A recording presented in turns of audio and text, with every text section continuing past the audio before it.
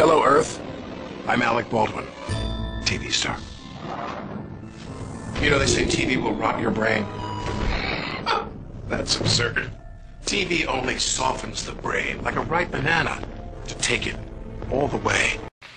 In a time like this, where the written word and the spoken word, through commercial media, reaches millions of people with tremendous force, with the prestige of huge agencies of expression behind them, it seems above all important that intense training in language is demanded if the society is to retain its health. We've created Hulu. Hulu beams TV directly to your portable computing devices, giving you more of the cerebral gelatinizing shows you want, anytime, anywhere, for free. I only act out because I want your love. It was Lewis who put me onto all this study of the environment as a teaching machine. To use our more recent terminology, Lewis was the person who showed me that the man-made environment was a teaching machine, a programmed teaching machine. But earlier, you see, the symbolists had discovered that the work of art is a programmed teaching machine. Mushy mush. And the best part is there's nothing you can do to stop it. I mean, what are you going to do, turn off your TV and your computer? We don't understand information movement and image making as warfare at all. We call this advertising. Actually, Madison Avenue is a major military operation, vastly aggressive, and out to conquer empires, territories within the human heart, the human senses. It is a huge military operation of empire building and icon making. If we had the slightest consciousness of social responsibility, instead of just a sort of a private subconscious, totally inadequate to our technology, we would teach our children in our schools how to protect themselves against media fallout and advertising fallout.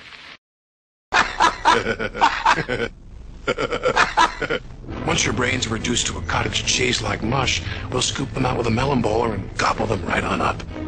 It was Lewis who put me onto all this study of the environment as a teaching machine.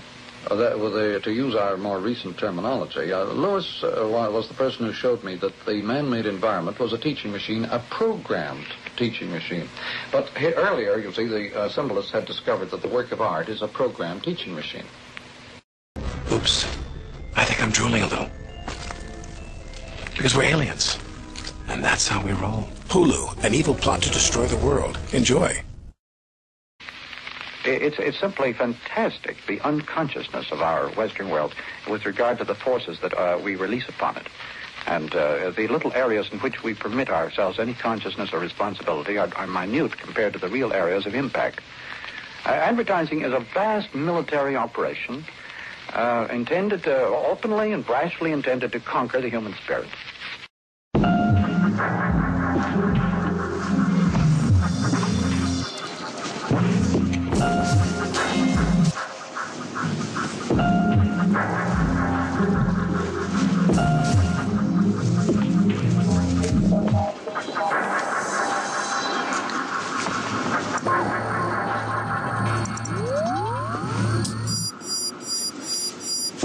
Unexpected experience. It was Lewis who put me onto all this study of the environment as a teaching machine.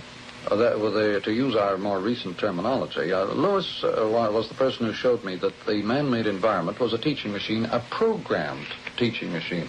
But earlier, you see, the symbolists had discovered that the work of art is a programmed teaching machine.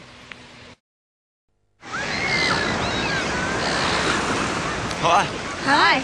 I couldn't tell if you're actually attractive from over there, so I've come for a closer look. Well, we've already checked you out, and we've decided we're not interested.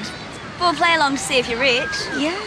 So, how was the surf? Oh, I don't surf. I just carry the board around because it helps with the chicks. Oh, you know, sucking in that gut might help a bit too. Yeah. Hey, I've just noticed some topless girls checking me out, so I'll catch you around. Refreshing Lipton iced tea. Be yourself, naturally. The critics of advertising miss the bus entirely by complaining about false claims.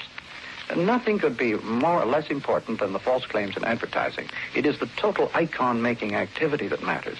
And in the degree that these men are icon makers, these agency men, they certainly have the right to call themselves creative artists.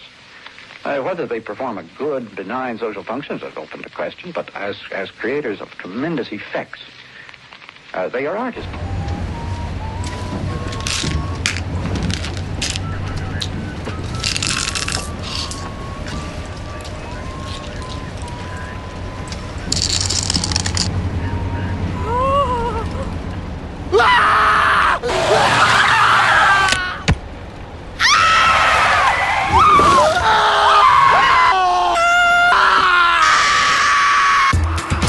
Frostbites, the small but powerful gum. Remember, an artist is primarily concerned with getting your attention, whether he's a poet or a musician. His first wish and hope is to trap your attention.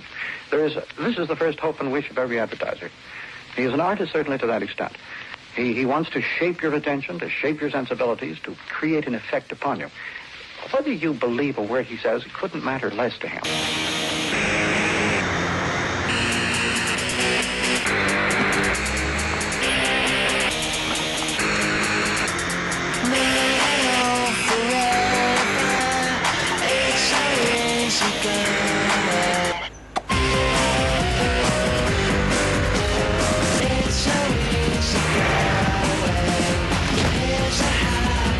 Lollipops from Chupa Chups.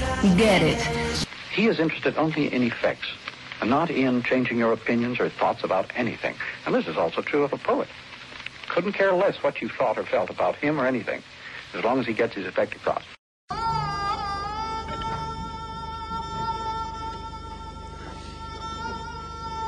Shanti, come and meet your husband.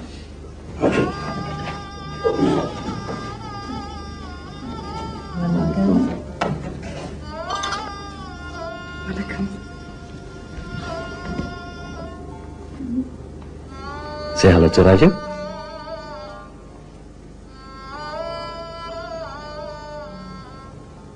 Now, in modern advertising, there's much the same revolution going forward as has been going forward in, painting and poetry and in the world of entertainment, with the audience moving more and more into the act. Modern advertising is more and more a substitute for the product. Because of its rich resources and means of sensuous solicitation, modern advertising can give you the effect of almost anything without your having to bother about having the thing at all.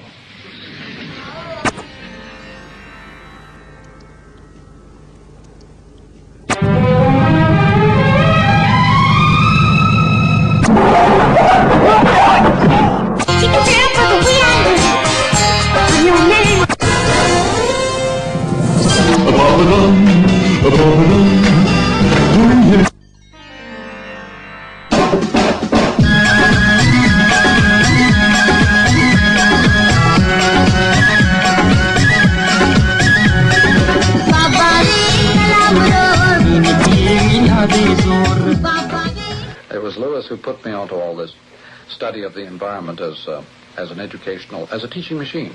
To use our more recent terminology, Lewis was the person who showed me that the man-made environment was a teaching machine, a programmed teaching machine. But earlier, you see, the symbolists had discovered that the work of art is a programmed teaching machine.